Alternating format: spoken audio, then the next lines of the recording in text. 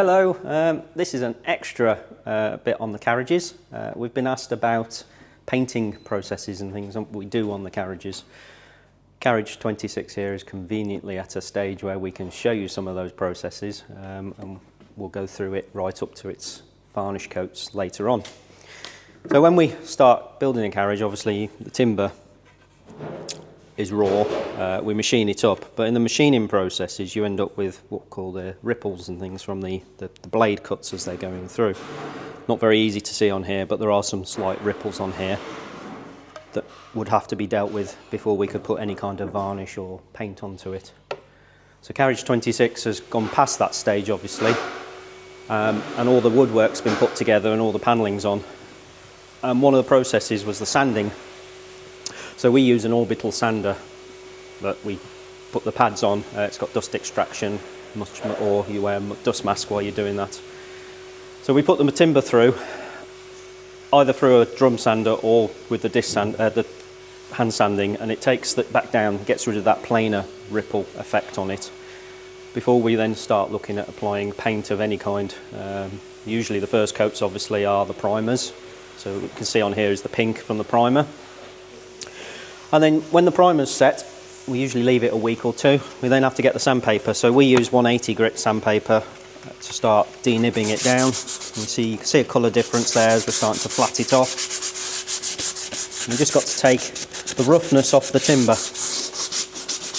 just like that, all the way down there, bit up there. Take the edge off there where the paint's wrapped round, same up here, bit around there. A bit on that back face there. You don't have to go overboard with a lot of it, but you do want to make sure you've covered all the surfaces. And then what we find is that's nice and smooth now. So the next process we would do is we'd get a vacuum and we would vacuum all the surface. That takes the bulk of the dust off it, and then we'd get the tack cloth, and we'd use a tack cloth, quite a few tack cloths in the case of a vehicle that's this size, take as much of the dust off as possible before we then start looking at the undercoat, and we'll talk about the undercoat in a minute. We're inside Carriage 26 at the moment, and as you can see it's in this yellow buff colour. We've already started obviously this process, and this is the first steps towards the wood graining that this carriage will have inside. So it started off very much like you got on the outside with a wood primer. You can see the doors are still to be done yet, and we'll probably show you that shortly. But now we'll get to this stage. This has had 2 coats of undercoat. Same processes as you've seen on the outside with the brushing techniques. But obviously this is all going to get covered over with the wood graining. That's an oil-based wood graining scumball. We usually mix it up and it gives us the effect that we're looking at. So we'll show that shortly. So we've had the primer stage, and then we've moved on to the undercoat stage. Here you can see Lee is busy putting what is actually the second coat of undercoat on. But if you just look at this door here, this one had its first coat. You can see it's a bit thin in places. Most people try and make a solid cover with the first coat of undercoat. That's not necessary. What's more important is you put an even coat on. And then when you put the second coat on, it will give you a true flat colour of what you actually need to be able to put the top coat on. So you'll often get bits around here where the brush bristles will pull at the paint and it will leave marks. It's not something to worry about. You just need to concentrate on getting an even coat. When you're brushing, you brush from the top and down. Put it all on like Lee has been doing back over here, like he's doing at the moment. Just like that. And when he's got to the stage that he's happy with, he will then start laying off from the top down and from the bottom up. But he'll never start properly in the middle. So he's just doing it now.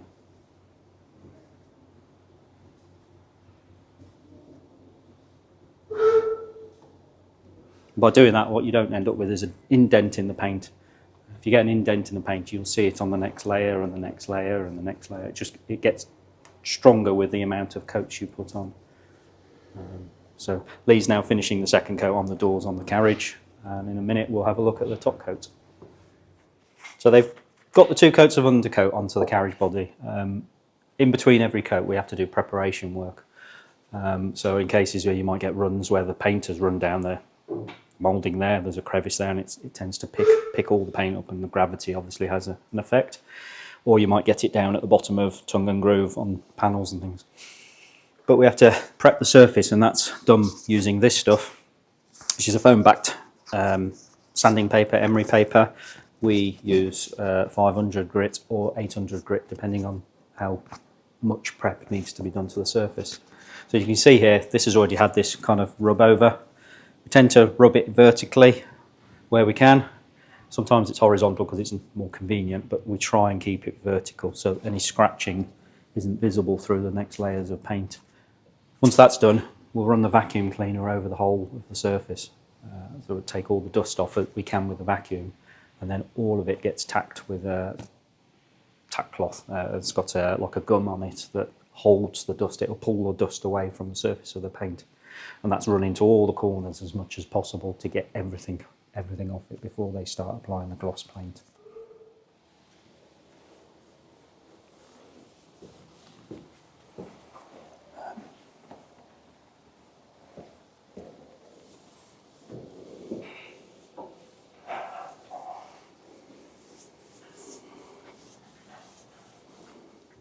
So some of the tools we use for the paint job is obviously you've got the paint kettle. So we'll put the paint into here, and we mix the consistency of the paint to what we require for the ambient conditions in the workshop, and obviously environmental conditions outside. So we'll either thin the paint with a bit of white spirit, or we'll add some linseed oil into it, which helps slow the drying time down a little bit. So this is one of the cheaper range of brushes that can be used. We'll use these for some of the jobs such as the tread plates down there, or for floor coverings, or for some of the very earliest coats such as the priming coat. We don't tend to use the high expensive brushes for that. When it comes to brushes themselves, we have this brush keep that we use. So this is a vapour box. If I just tilt it so you can have a look inside. In there's a vapour panel. There's a special fluid, and the brushes tend to go in there. So you see that there's a lot of paint still on there, and that's what the vapour in there keeps the brush from drying out. It means that we don't have to spend ages cleaning the brushes right back to perfect condition. We can have them ready for use very easily. You can see that's one that's used for the fleet cream on the main fleet of carriages. And then this style is a varnish brush. You can see it's a funny shape there. Holds the varnish better and gives a better finish when it comes to actually putting the varnish on. You see the quality of this brush compared to this brush. This is a Hamilton brush, stainless steel, ferrule, and synthetic bristles in there. So what we'll do after we finish the painting is we'll usually put some white spirit in the paint kettle. You just give the brush a swill out, clean the kettle with it, tip the spirit away, and then the brush goes straight into the keep like this. It gives us plenty to keep the brushes in good condition. So you can see here that Sarah started with the top coat now, the first of two or three coats that it will get. We don't call it gloss, we call it finish. It's a technical term for carriage painting and locomotive painting, fairly universal across the old railway world. You see she started working at the top. She's done the door edges already, and now she's just doing the small panel. That's quite a difficult area because it's such a small area and recessed. It's very easy to get runs off the top of the moulding there. She's just managing to do the laying off. So the laying off is done predominantly because you will still get a groove effect when you're brushing. You do it vertically because the eye is drawn to vertical lines. They look like it's smooth. Whereas if you were to do it horizontally, not only would you encourage sagging, you'd actually see the lines in the paint, and that would make it would appear to be quite a rough surface when in fact it can be quite smooth. So moving on to the mouldings next. This is where she'll get potential for run down the edge against the glass and onto the bottom of the moulding there, or down the very edges of the moulding. She's just working down that now before she moves on to the framework, where she can spread that extra paint out across the rest of the framework.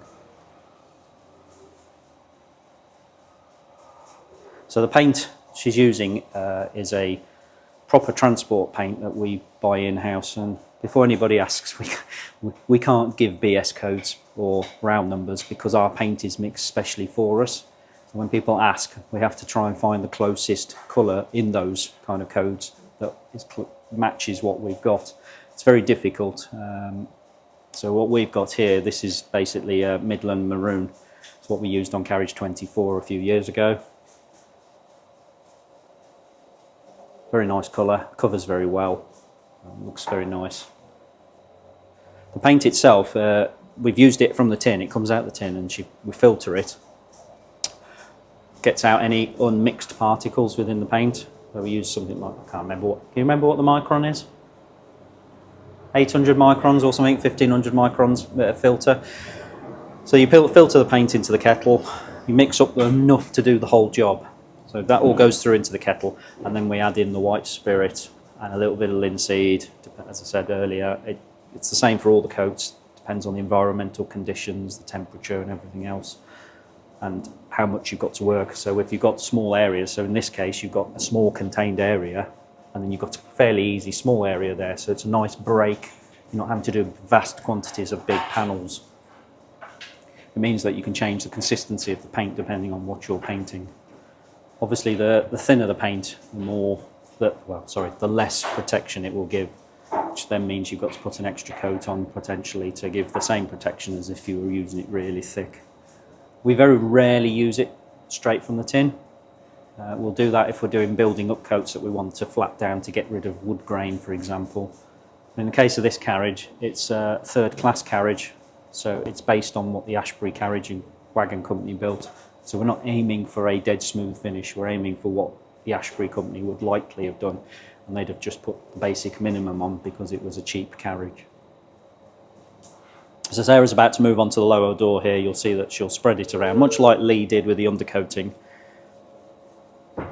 So she's working on the lower section first, so she's put the brush in at the lower level before she works up to the higher level. If you go straight on at the higher level, potentially the bulk of paint there, you can't spread it around enough to be able to prevent sags. If you're not careful, you'd get sags underneath that moulding. So what she's done is worked up to that to spread the paint onto it. So she's happy with what she's got on there, and now she's doing the laying off. But you did see that she took the excess paint out on the kettle side before she did that, and now she's doing it again as well.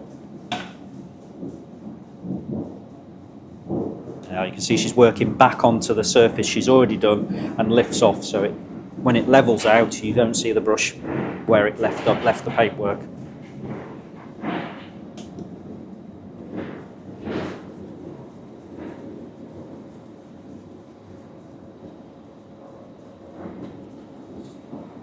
You can see she's working quite fast. Speed is quite important. Obviously the undercoat is not such an important coat as the top coats. Top coats, you've got a finite amount of time before the paint will start what we call going off or going tacky. So you need to work as quickly as possible but not rush it. So there's a fine balance there. She's almost finished that door. She's just laying back onto what she's already done.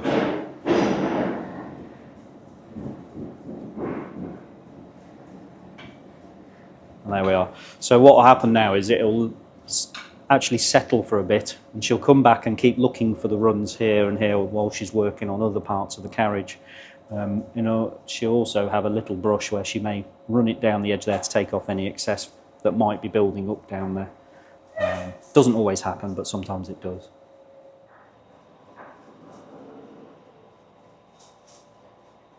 So we're going to have a little break for a minute from the outside and just look at the inside stuff. Mentioned before about the buff undercoat that's actually in the carriage already. So it's the same with all the scumbles. You've got to put a base colour on that's going to be the top glaze will complement to form the type of timber you want to copy. So in the case of 26 here, we're doing an oak interior style, which is the same as what most of the Victorian carriages. First class carriages would have had a mahogany in the first class area, so for that we'd use like a salmon colour or pinky type kind of paint. You've got two different types of paint. So this is Ratcliffe's oil scumble. Unfortunately, they're no longer produced. They went out of business about 15 years ago. So if you ever see a tin of this, get hold of it. It's worth more than gold these days. It was beautiful paint, performed very well. Unfortunately, this is the last of what we've got. So the modern equivalent is this oil-based clear glaze by Polyvine. But unfortunately, I've just learnt that this is also no longer being produced. And it comes as a clear glaze and you add in a colourant. So we've got dark oak here to add into this. And it then ends up with this kind of dark sludge colour in there.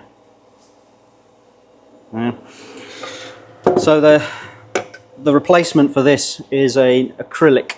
Unfortunately, that won't last very well in our carriages at all. So we've bought a lot of that to last us a good few years. That's in the cupboard stores. If we move on to how you actually do some of the figuring, you have various tools. So you've got here metal combs, various metal combs. You've got a rubber. You've also got the semicircles on, and that's how you end up producing some of the larger kind of knotted effects. We've got some of the brushes, some of the different styles of brushes here. So these are for doing the after graining that you put on top. So you use the comb first and then you go over with the brush to create different effects. Some of these are used for marbling and other things as well. And you've got a flogger brush. So you just wick this on and it puts little wisps of lines onto the top of the scumble.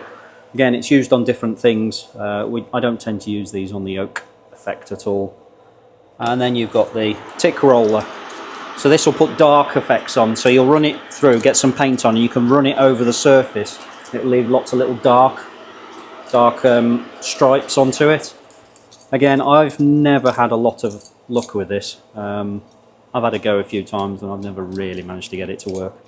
So I don't tend to bother with it too much. And then I have little brushes for doing just detail things if I decide that I need to do anything like that. And the final thing is just a plastic thing for here. You can just put it in, again you can just, with the paper, you can just do little nicks like that, and that gives you highlights. Again, I don't use it very much, but so that's the basics of wood graining, and we'll now go and have a look at actually some of the techniques on it.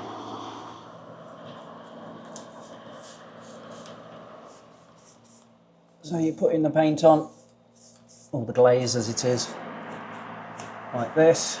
You don't need to be too neat at this stage, it's just getting it on to how you want it, like that. Yeah.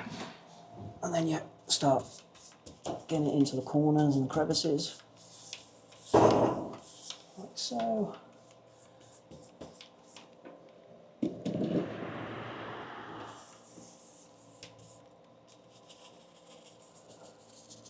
The tape up there is just a guide for when the paint was being put on. We don't actually need it for the glaze because we can just wipe it off with white spirit very easily afterwards.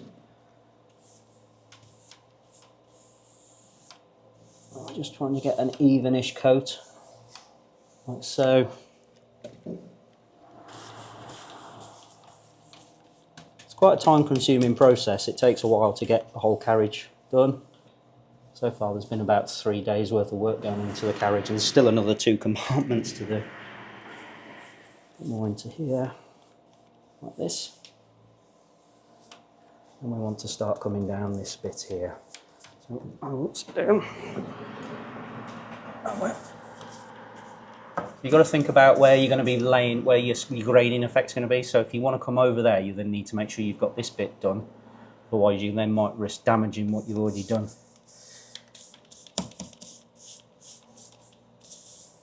So we go down here, like that. You also want to do a reasonable amount before you start doing the actual graining. It's actually called scumble, the actual effect. A lot of people say scumbling, but that's not actually what it is. It's just called scumble is the effect, and your wood graining is actually what you're doing to do the process. Now we're just going to roughly lay that off like that. I'm not too worried about that. We'll just do this half of this one here.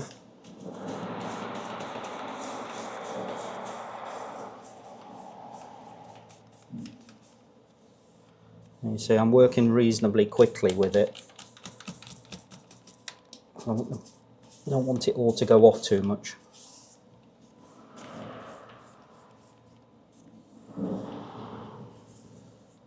So we've got some bits like that. That'll do. More here actually. No, that's enough there. Right, if I just put paint out of the way. So we'll have a go with the rubber. The rubber sometimes works, it sometimes doesn't. Depends on the shape of the wooden sometimes, but let's see if we can get it to... And we just rock it, like so. It's not too bad, that. And then what we'll do is we'll just do a few little wispy bits along here just to follow and put a bit of grain in. Just,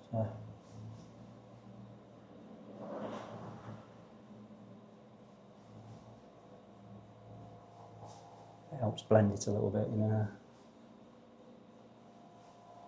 Bear in mind this is a third class carriage, so we don't want to spend ages to make it perfect, because Ashbury's wouldn't have done that. And just to soften it a little bit. Yeah, do that. And that's that. So we'll just now run this along. We'll not use any steel combs in this because it's the framing part. So all we're doing is just putting a bit of more stiffness into it. And the brush, we have to keep cleaning the excess scumble off. So it's a fairly dry brush. And then we can run that along there like that. A few little wobbles and things. Comes through like that. We'll come up here with this one.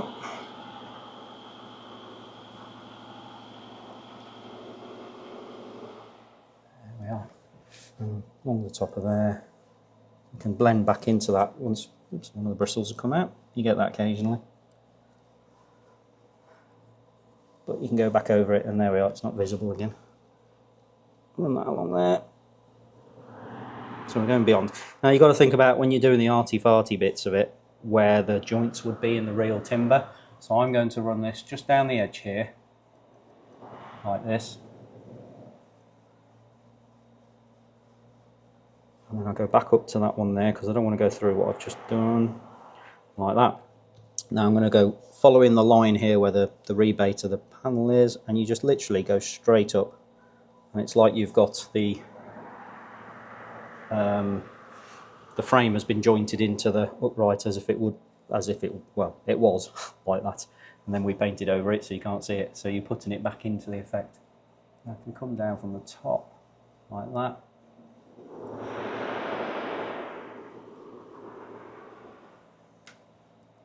here, just down the edge, a bit more in there. I'm not happy with that bit. There we are, that's better. And that's, see how the effect is there quite nicely. So if we move on and carry on at the bottom a minute, I'll show you a couple of the combs. Again, we've got to work the glaze into it, trying to get into all the gaps. This stuff takes about 3 days to dry. Quite vulnerable until that's happened. So the stuff we did earlier in this week is only just starting to go off now. And it'll probably be Friday before the first lot of it has actually gone dry. Alright, so that's to there. Don't need any more of that. So I'm going to try a few different combs. What they do is they just create a highlight underneath the graining, so you'll end up with a few lines and things visible. Like you get in oak, you get little white lines, so it's just nothing particularly special. Just choose a few things. Let's try a small one. We'll do a small one up here. Like that. And again, we'll just make sure the brush is dry before we start doing any kind of dragging. It's a bit awkward here because we've got the overlip, but we can do all sorts of different shapes. Just a few wobbles in that one, I think.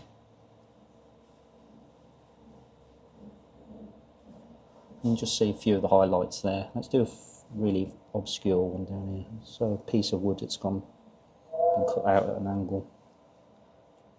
Like that. Going down like that.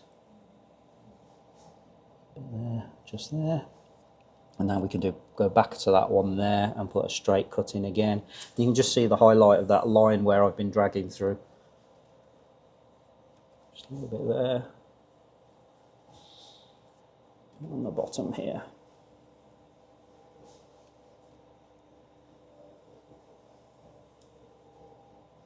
That's it. So I'll now go around to the other side and do the other side of it. Again, I can bleed into that bit quite easily. Problem with the modern stuff, the polyvine stuff, is you see how it's starting to bleed back into itself. The Ratcliffes wouldn't do that, so you end up with a much crisper looking wood grain effect. But I mean, the overall effect, you can see looking down the carriage, that end has obviously had the wood graining done, and you can see it's got that Victorian feel, which is what we're aiming for anyway. So. We've got to the stage of the painting has been done on the main bodywork, and we've moved on to applying the artwork. So usually what you can see just here, there's some markings, and we'll mark out where the centre lines of the artwork needs to be, and where the bottom or the top, depending on how the tracings are set up for the position on the carriage side. You can see here Sarah's working on the tracing. She's drawing it out, and on the back of the tracing we've put some chalk, and the pressure from the pencil will leave the chalk onto the carriage body, so she knows where to put the paint when it comes to doing the painting part. So all this is hand drawn. I mean, as a general rule with sign writing, things like with rounded bottoms, like on the 6 here and on the 2, you see it's just ever so slightly above the line marks and just below the line marks, so you make those slightly larger than square lettered or numbered kind of things. It's an optical illusion. It makes it look like it's the same size. If you do make it the same size, the number looks too small alongside other numbers or letters in case of other carriages.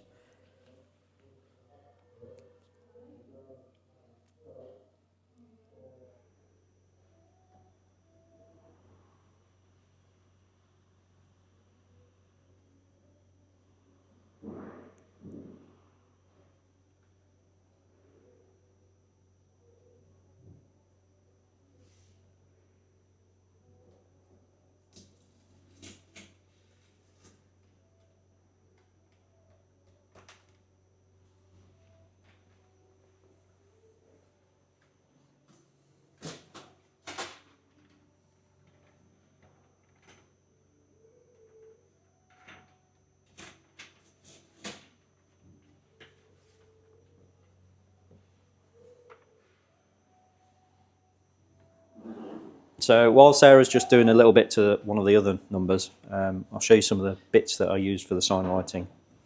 So we'll start off with the palette. So you end up with a simple plywood palette. There's a number of them. You get different types. So this is for lining, whereas this is actually for the actual lettering and sign writing part of it. You've also got dippers. They're little aluminium tubs that you can put the spirit in or the paint, and they just literally clip onto the side of the palette like that and like that, and they've got the hole just in the right place, so you can put them there and you can hold them just like that. When you're working on the side of the carriage, you have what's called a mahl stick.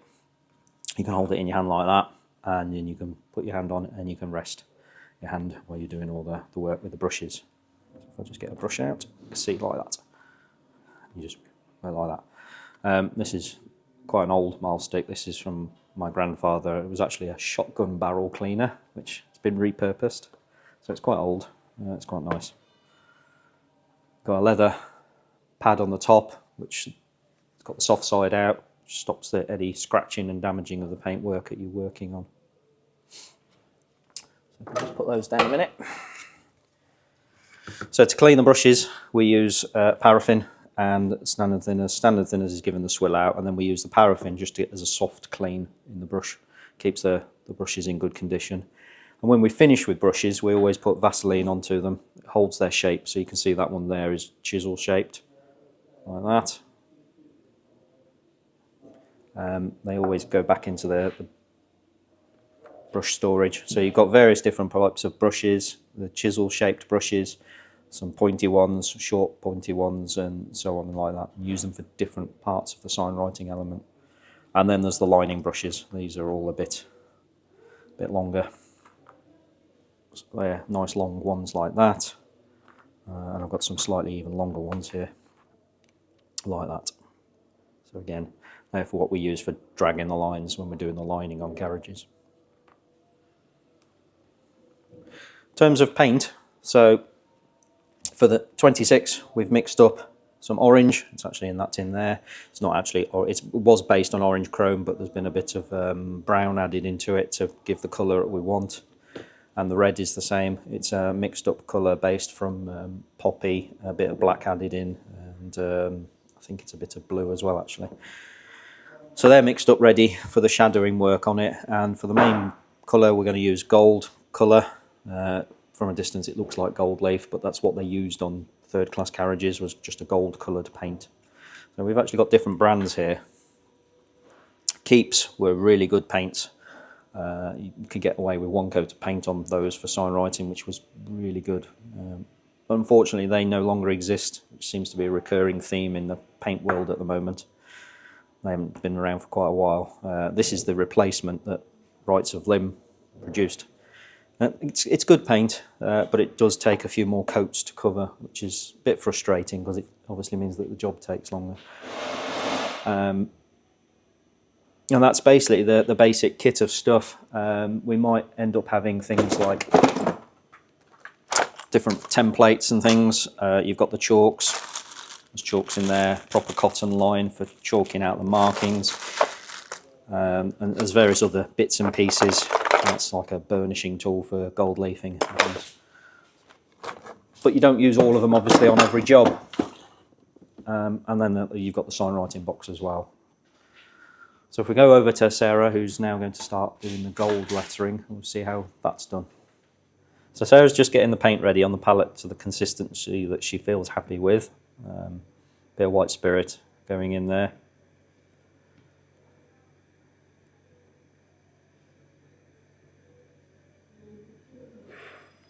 And you can see she's already done the shadowing, first coat on some of the shadowing, and now she's going to put the first coat onto the letters. It's quite a difficult one because it's got the tongue and groove effect on it, which means trying to get into the corners is quite difficult. And there's potential for run down the groove as well.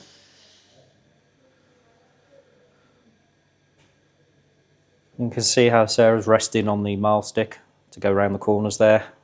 She's following the line.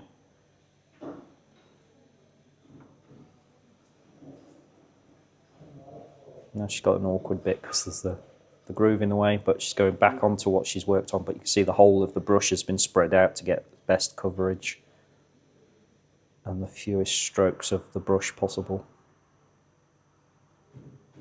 So you can see it just pulled away a little bit there. That's because the edge of the brush has just gone a little bit dry, so she's just going back to do the second coat there. That's better, yep.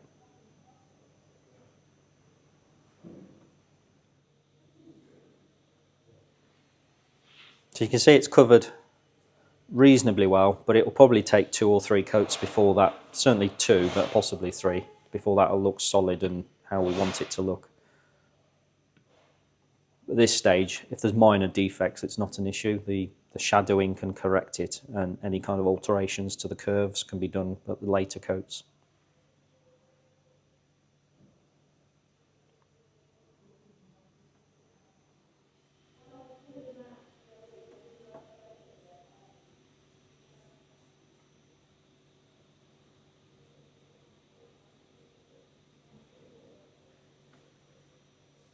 So Sarah's obviously carrying on with the number there, but she's got the rest of the lettering to do. So we've got N, W, N, G, and there's a little railway one to go down here somewhere. So for reference, there's a picture of carriage 13 in up at Dinas in the 1890s. That's basically what we're copying. That was obviously a fully open version of one of these, but it's the same style of lettering and everything we need on the side of the carriage. The only difference is we've gone with the original number, Welsh Highland number of 26. So hopefully next time you come, you'll see it. We'll be varnishing over all this artwork, so you'll see how it transforms with the varnish on top. That really brings the lettering and the colours in the the numbers to life. We've now got to the stage of varnishing the carriage. If you look further down, you can see it's been flatted down slightly with some Scotch-Brite. We've done that over everything we want to put a coat of varnish on. We then vacuum the whole carriage, including the paint shop, and then we run over with a tack cloth, which there isn't one around, but that'll take all the dust away. There's still odd little bits and it'll pick up in the varnish, but we don't tend to worry about that. We get the bulk of it off. And then we start varnishing. So we look at what we've got to get done. So you may notice that the gutter up here hasn't actually been varnished. It's because looking at the time we've got, we want to get down the whole bodywork and then use the gutter as a fill-in job if we've got 10 minutes or whatever left at the end of a time before lunch or something like that. Just it's working out what's best to get varnished in that period. So Sarah's working on the main body now, and she's obviously done the upper body there, and she's been working her way down. See, she's putting the varnish on crossways and up and down, just going over the artwork. While she's doing that, I'll just show you the brushes. I mentioned it earlier on, but these are Hamilton Narvel varnish brushes. I don't know whether they actually still produce these. These are very good varnish brushes. They hold a lot of varnish and you can spread it quite a long way. You can see the elliptical shape. These two, just coming over just over 20 years old now, so I hate to think how much they've actually varnished. Quite a lot. We obviously put our varnish, so we're using Paintman varnish on this. We've not used it before, so it's new to us. We're just trying it out, and it's actually very nice to use. So we've added it into the kettle, and then we add a little bit of white spirit just to knock it down a little bit so it's a bit more workable. And she's just taking a bristle off the panel there, or fighting to take a bristle off. And then she goes back over to clean off again. So carry on, and while we're doing the doors, so the doors, some of the doors have been done, we'll varnish this side of the door. We'll come up and over and down this face, but we don't touch the reveal here on the doors, because often if the doors start swelling, we'll want to plane the surface, and it's a bit pointless putting varnish on an area where the UV doesn't really get to it most of the time. It just closes up the gaps, so the doors tend to bind a bit if we're not careful. So I'll varnish that in a minute. You can see Sarah's now getting onto this one. This one's a bit more complicated because it's going round and it's got open top. We're having to varnish this bit of the reveal. It's not something we would normally do, but there's no break point on here, so that has to come down and be varnished as part of the job.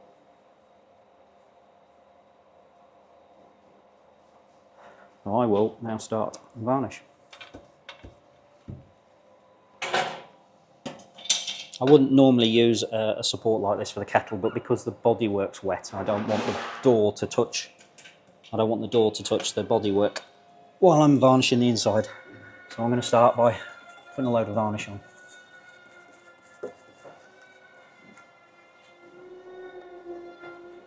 I'm just going along all these here, getting into all the grooves. Not worrying too much. I just want to get the coverage on at the moment. And now, because this is wood grain, following the grain as if it was varnished timber, so we're just going to go along here like this and lay off horizontally.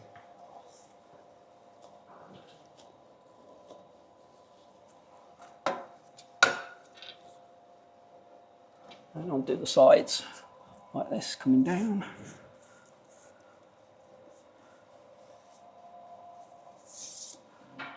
Although this is a gloss wood grain, we still need to put the protection on it, otherwise it won't last very long in the environment we're expecting it to live in. You know, passengers sitting on it and scrapes and bumps and all sorts. So this will get another coat when we do the outside, second coat on the outside as well. And there we are. A little bit there, a little bit there. So that's that. And I'm going to move up here and varnish over the transfers as well, so they're a bit more durable.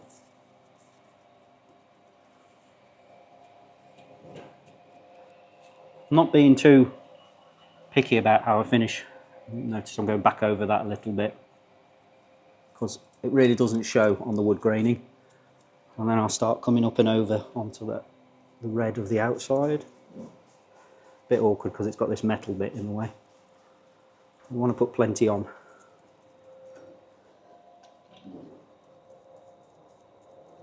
Like that. And then try and lay off that way on this.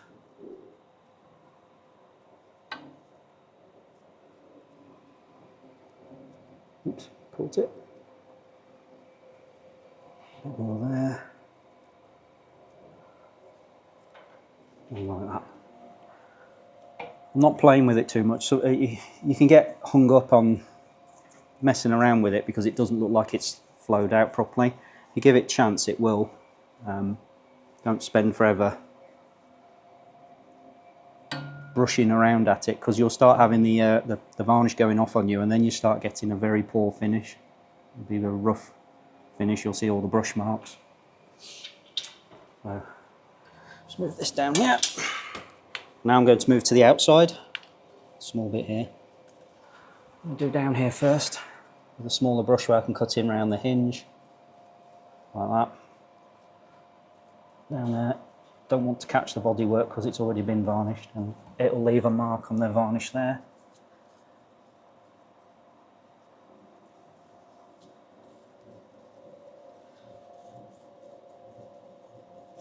You see I'm working reasonably quickly because again you don't want to lose all the edges.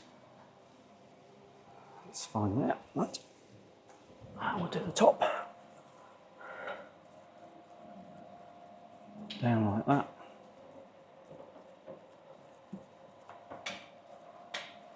Access out there.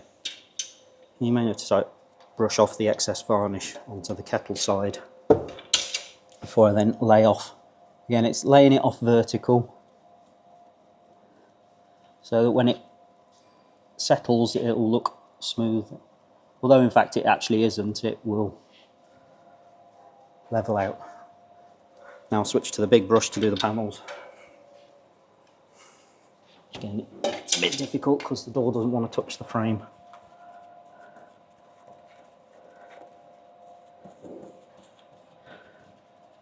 Like that.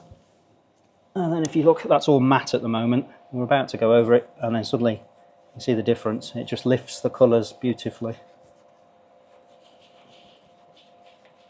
We always sign right in the matte, as I said earlier, because it gives a better cover, higher pigment content.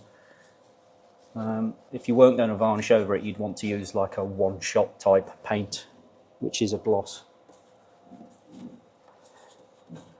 Narrow boats are often done with that kind of paint, called one-stroke sign writing. Create petals and things. Bristle there. Get the bristle off. Again, run all the way down from the top.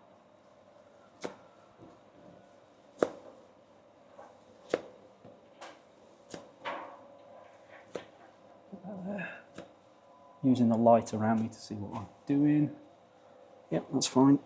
And then we'll just do around the door here, handle area.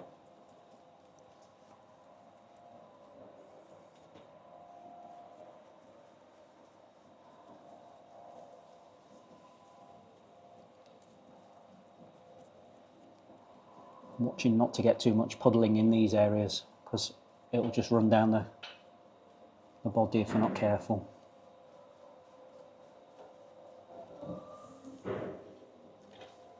Last little bit.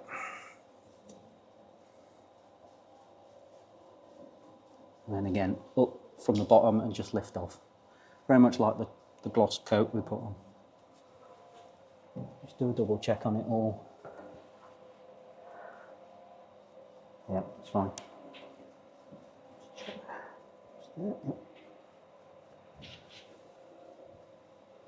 And that's that. Till the next coat. So what we'll do tomorrow, when this is dried off, is we'll use a foam-backed pad, 800 grit, and we go over the surface We don't worry about going into the grooves, we just flat it with that, very light flat down, and then the same process again. It's the vacuum, the tack cloth, and then we varnish it again. And then that's it for the varnishing process, and then we can move on to the finishings. So next time you see it, in a few minutes, it'll be outside and it'll look like a finished carriage.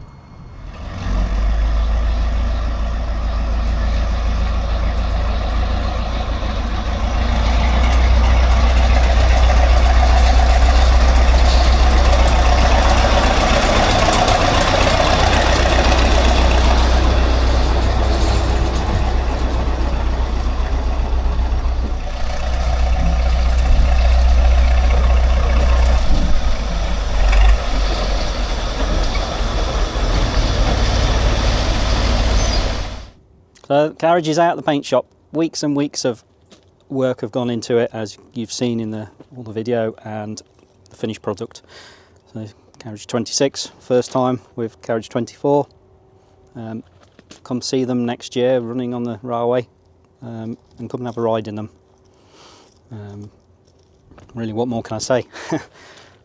Amazing work, looks great.